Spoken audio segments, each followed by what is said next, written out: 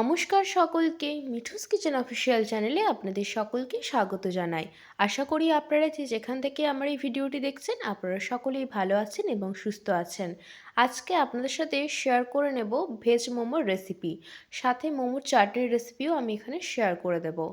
আগে আমি এক ধরনের চাটনির রেসিপিও আপনাদের সাথে শেয়ার করেছি, তার ভিডিও কিন্তু আপলোড রয়েছে আমার চ্যানেলে। এই চাটনিটা একটু অন্যরকমভাবে আমি বানিয়েছি। তার জন্য কিন্তু প্রথমে একটি ফ্রাইং প্যান নিয়ে নিয়েছি, তার মধ্যে বেশ খানিকটা পরিমাণ সাদা তেল গরম করে নিয়েছি। তেলটা খুব ভালো করে গরম হয়ে আসলে 3টে শুকনো লঙ্কা দিয়ে দিয়েছি। শুকনো লঙ্কাগুলো দেওয়ার পরে এখানে আমি হাতের 1 মুঠো মতো চিনেবাদাম দিয়েছি। চিনেবাদামগুলো খোসা সমেতই ব্যবহার করে নিতে পারেন, খোসা ছাড়ানোর কোনো প্রয়োজন নেই।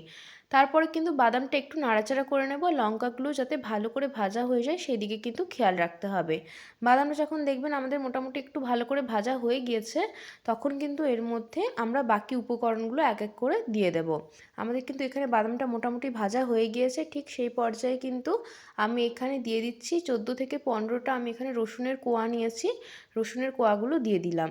রসুনের কোয়াগুলো দিয়ে দেওয়ার পরে কিন্তু আবার খুব ভালো করে একটু মিশিয়ে নেব। সমস্ত উপকরণগুলো যা যা ব্যবহার করছি সেগুলো কিন্তু খুব ভালো করে ভেজে নিতে হবে, তারপরে কিন্তু এটা পেস্ট করতে হবে। আমাদের রসুনটাও মোটামুটি ভাজা হয়ে গিয়েছে।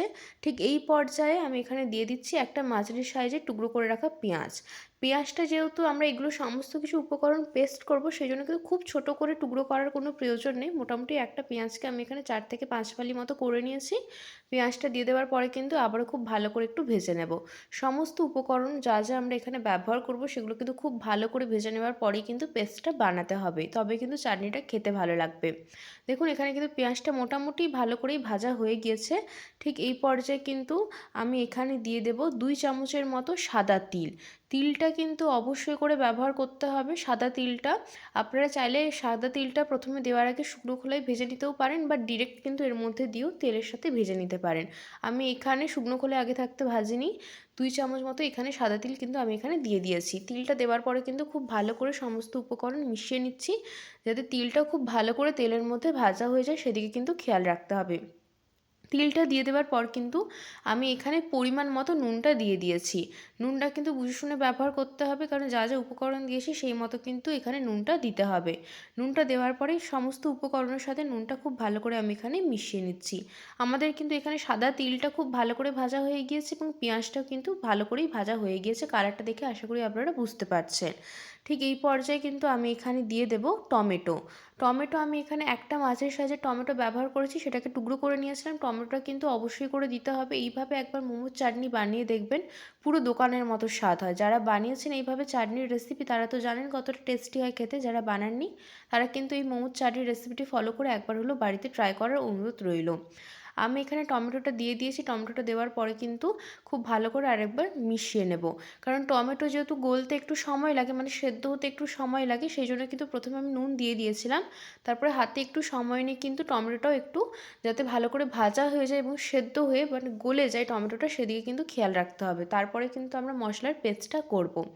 একটু মিনিট 5 হাতে সময় নিয়ে কিন্তু আমি টমেটোটা একটু ভেজে নিয়েছিলাম। তারপরে 7 থেকে 8 মিনিট একটু আমি টমেটোটা তেলের মধ্যে ভালো করে ভেজে নেওয়ার পরেই কিন্তু আমি এখানে মশলাটার পেস্ট বানিয়ে নেব। আশা করি আপনারা দেখে বুঝতে পারছেন টমেটোটা কিন্তু অনেকটা পরিমাণে গলে গিয়েছে এবং ভালো করে ভাজা হয়ে গিয়েছে এবং নরমও হয়ে গিয়েছে। সেই পর্যায়ে কিন্তু আমি এখানে সমস্ত যা যা উপকরণ আমরা ভাজলাম এতক্ষণ ধরে সেগুলো সমস্ত কিছু মিক্সিং জারের মধ্যে এক এক করে নিয়ে নেব। অবশ্যই করে কিন্তু মিক্সিং জারের মধ্যে নিয়ে নেওয়ার সাথে সাথে কিন্তু পেস্ট করবেন না, ঠান্ডা করে নেবেন প্রথমে উপকরণগুলো সমস্ত কিছু, তারপরে কিন্তু মশলাটা মানে টমেটোর এই যে চাটনি যেটা বানাচ্ছি সেটাতে কিন্তু পেস্ট বানিয়ে নিতে হবে।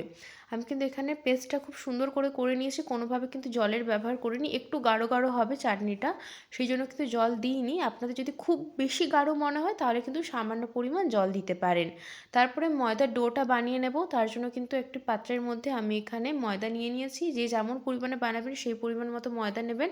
আমি এখানে 2 বাটি মতো ময়দা নিয়েছি। ময়দা নেবার পরে কিন্তু এর মধ্যে দিয়ে দিচ্ছি পরিমাণ মতো নুন এবং বড় চামচের আমি এখানে 3 চামচ সাদা তেল দিয়েছি ময়ানের জন্য। তারপরে কিন্তু সমস্ত উপকরণ যা যা শুকনো উপকরণ ব্যবহার করলাম, মানে তেল আর নুনটা ময়দার সাথে খুব ভালো করে হাতের সাহায্যে ঘষে ঘষে কিন্তু মাখিয়ে নিতে হবে। ময়ানটা কিন্তু খুব ইম্পর্টেন্ট, সেই জন্য কিন্তু সমস্ত শুকনো উপকরণ আমরা আগে খুব ভালো করে মিশিয়ে নেব, তারপরে কিন্তু জলের ব্যবহার করব। প্রথমে কিন্তু জলের ব্যবহার করা চলবে না। সমস্ত শুকনো উপকরণ যখন খুব ভালো করে মেশানো হয়ে যাবে তখন কিন্তু জল দিতে হবে। যখন দেখবেন হাতের সাহায্যে মুঠো করলে এইভাবে শক্ত হয়ে আসছে মুঠোটা, তখন বুঝতে পারবেন যে আমাদের ময়নটা কিন্তু একদম পারফেক্ট হয়েছে। দেখুন আমি কিন্তু আপনাদেরকে একবার দেখিয়ে দিলাম। তারপরে কিন্তু এর মধ্যে অল্প অল্প করে উষ্ণ গরম জল দিতে হবে। অবশ্যই করে মোমো যদি জুসি এবং সফট রাখতে চান তাহলে কিন্তু ডোটা যখন মাখবেন ময়দার, তখন কিন্তু এর মধ্যে উষ্ণ গরম জল দেবেন। ফুটন্ত গরম জলে ব্যবহার করতে পারেন। যদি বেশি গরম হয় তাহলে কিন্তু প্রথমে অল্প অল্প জল দিয়ে একটা হাতার সাহায্যে বা চামচের সাহায্যে মিশিয়ে নেবেন। তারপরে যখন মনে হবে যে হাতে করে মাখতে পারবেন, সেই পর্যায়ে কিন্তু হাতের সাহায্যে খুব ভালো করে এটা মেখে নিতে হবে। উষ্ণ গরম জল বা ফুটন্ত গরম জল ব্যবহার করার একটাই কারণ, যাতে মোমোগুলো জুসি হয় এবং খেতে বেশ ভালো হয়। সেই জন্যই কিন্তু আমি এখানে উষ্ণ গরম জলের ব্যবহার করেছি। ঠান্ডা জল কোনো মতেই ব্যবহার করবেন না। এতে কী হবে, মোমোগুলো ঠান্ডা হয়ে যাওয়ার পর কিন্তু একটু চিমড়ে হয়ে যায়। সেই কারণেই কিন্তু এখানে আমি উষ্ণ গরম জলের ব্যবহার করেছি। দিয়ে ডোটা কিন্তু খুব ভালো করে আমি এখানে মাখিয়ে নিয়েছি, আপনাদেরকে দেখিয়ে দিচ্ছি। এরপরে মেখে রাখা ডোটা থেকে কিন্তু মোটামুটি সাইজের একটা মাঝারি সাইজের আমি এখানে লেচি কেটে নেব। যেহেতু এগুলো আমরা বড় রুটির আকারে বেলবো, রুটি বা পরোটা যেভাবে আমরা বেলে থাকি গোলাকার করে, সেইভাবে যেহেতু বেলে নেব, তাই সাইজটা এখানে ম্যাটার করছে না। কারণ আমরা যেহেতু এগুলোকে ছোটো ছোটো করে কেটে নেব, সেই জন্য আপনারা চাইলে একটু বড় সাইজেরও লেচি করতে পারেন বা মাঝারি সাইজেরও কিন্তু লেচি করতে পারেন। লেচিগুলো কিন্তু আমি এভাবে কেটে নিয়েছি, আপনাদেরকে দেখিয়ে দিচ্ছি। দেখুন এইভাবে আমরা মাঝারি সাইজের লেচি করে কেটে নিয়েছি। তারপরে কিন্তু হাতের তালুতে নিয়ে যেভাবে আমরা রুটির লেচি করে থাকি, পাকিয়ে থাকি, সেভাবে কিন্তু ভালো করে পাকিয়ে নিতে হবে। যেভাবে আপনাদেরকে ভিডিওতে দেখিয়ে দিচ্ছি ঠিক সেইভাবে কিন্তু এইভাবে গোল গোল করে লেচিগুলো পাকিয়ে নিতে হবে। তাহলে কিন্তু আমাদের লেচিগুলো রেডি হয়ে যাবে। এরপরে পুরটা বানিয়ে নেব। পুরটা বানানোর জন্য কিন্তু আমি এখানে বাঁধাকপিটা একদম ঝিরিঝিরি করে কেটে ভালো করে পরিষ্কার করে ধুয়ে নেওয়ার পরে জল ঝরিয়ে রেখে দিয়েছিলাম। একটি পাত্রের মধ্যে সেটা নিয়ে নিয়েছি। তারপরে দিয়ে দেবো পরিমাণ মতো নুন। যেহেতু বাঁধাকপি শাক জাতীয় সবজি, সেই জন্য কিন্তু বাঁধাকপি থেকে প্রচুর পরিমাণে জল বের হয়, এটা সবাই আপনারা কম বেশি জানেন। তার জন্য কিন্তু নুনটা দিয়ে খুব ভালো করে হাতের সাহায্যে এইভাবে কিন্তু একটু মাখিয়ে নিতে হবে হাতের সাহায্যে, যাতে খুব ভালোভাবে চটকে চটকে মাখলে যাতে জলটা বেরিয়ে যায় বাঁধাকপির, সেই জন্য কিন্তু এভাবে নুনটা দিয়ে মেখে নিতে হবে। জলটা বার করে নেওয়ার একটাই কারণ, যাতে মোমোতে যখন আমরা পুরটা দেব তখন যাতে কোনোভাবে জল জলে ভাব না থাকে, সেইটার জন্য কিন্তু জলটা এইভাবে হাতের সাহায্যে চেপে নিতে হবে খুব ভালো করে। নুনটা দিয়ে মাখানোর পরে দিয়ে কিন্তু একটি পাত্রের মধ্যে নিয়ে নিচ্ছি। এখানে নিয়ে নিয়েছি আমি বেশ খানিকটা পরিমাণ গ্রেট করে রাখা গাজর এবং একটা বড় সাইজের পেঁয়াজ আমি এখানে কুচিয়ে নিয়েছি। তারপরে দিয়ে দিচ্ছি পরিমাণ মতো নুন, গোলমরিচের গুঁড়ো এবং এখানে দিয়ে দেব বেশ খানিকটা পরিমাণ থেতো করে রাখা রসুন। রসুনটা দিয়ে দেওয়ার পরে এখানে 1 চামচ আমি এখানে সয়া সস দিয়েছি। তারপরে কিন্তু সমস্ত উপকরণগুলো খুব ভালো করে এখানে মিশিয়ে নিচ্ছি। মিশিয়ে নিতে হবে, তাহলে কিন্তু আমাদের পুরটা একদম রেডি হয়ে যাবে। আর অতি অবশ্যই করে নুনটা একটু বুঝে শুনে ব্যবহার করবেন। আমরা যখন চাটনিটা বানিয়েছিলাম মোমো, সেখানেও কিন্তু নুনের ব্যবহার করেছি। ময়দার যখন ডো মেখেছি তাতেও কিন্তু নুনের ব্যবহার করেছি, তাই পুরটাতেও কিন্তু নুনটা একটু বুঝে শুনে ব্যবহার করবেন। আমাদের কিন্তু এখানে একটা চামচের সাহায্যে আমি সমস্ত পুরটা খুব ভালো করে মিশিয়ে নিয়েছি। আমাদের পুরটা কিন্তু একদম রেডি হয়ে গিয়েছে। তারপর আমরা যে লেচিটা তৈরি করে রেখেছিলাম, সেই লেচিটার কিন্তু উপর থেকে আমি একটু সামান্য পরিমাণ সাদা তেল দিয়ে দিয়েছি। সাদা তেল দেওয়ার পরে কিন্তু খুব ভালো করে যতটা সম্ভব চেষ্টা করবেন পাতলা করে বেলা যায়, ভালো করে বেলে নিতে হবে। অনেকেই আছেন তেল দিয়ে বেলতে পারেন না, তারা এক কাজ করতে পারেন, শুকনো ময়দার গুঁড়ো ছড়িয়েও কিন্তু লেচিটা বেলে নিতে পারেন, তাতেও কোনো অসুবিধে নেই। যতটা সম্ভব চেষ্টা করেছি পাতলা করে বেলে নেওয়ার পরে কিন্তু একটা গোলাকার বাটি বসিয়ে, মাঝারি সাইজের মানে একদম ছোটো সাইজের একটা বাটি বসিয়ে কিন্তু ঠিক এইভাবে হাতের সাহায্যে চাপ দিয়ে দিয়ে কিন্তু এইভাবে গোল গোল করে কেটে নিতে হবে। এতে কী হবে, খুব সুন্দর একটা শেপ আসবে এবং প্রত্যেকটা মোমোই একই শেপের দেখতে হবে। সেই জন্য কিন্তু এইভাবে কেটে নেওয়া। আমি তারপরে এখানে যে ডিজাইনটা আপনাদেরকে করে দেখাচ্ছি, খুবই সহজ একটা ডিজাইন। একবার দেখলেই কিন্তু এটা আপনারা বানাতে পারবেন। আমার এখানে এটা সহজ মনে হয়েছে বলে আমি এই ডিজাইনটা করেছি। মোমোর অনেক রকম ডিজাইন হয়, আপনারা চাইলে কিন্তু অন্য রকম ডিজাইন করতে পারেন বা যার যেটা সুবিধা মনে হবে সেই মতো কিন্তু ডিজাইনটা তৈরি করে নিতে পারেন। দেখুন আমি কিন্তু এখানে একটা ছোট লেচি নিয়ে নিয়েছি যেটা বানালাম, তার মধ্যে কিন্তু মোমোর পুরটা দিয়ে দেওয়ার পরে এইভাবে কিন্তু ভিডিওতে যেইভাবে দেখানো হচ্ছে সেভাবে হাতের সাহায্যে খুব সুন্দর করে কিন্তু মোমোর শেপটা আমি এখানে দিয়ে দিচ্ছি। আমি কিন্তু এখানে পাতার শেপ দিয়েছি। অনেক রকম শেপ হয় মোমোর, মোমোর আপনাদের যার যেটা সুবিধে মনে হবে সেই মতো কিন্তু আপনারা বানিয়ে নিতে পারেন। দেখুন কত সুন্দর হয়েছে দেখতে মোমোর শেপটা, আপনাদেরকে কিন্তু দেখিয়ে দিচ্ছি।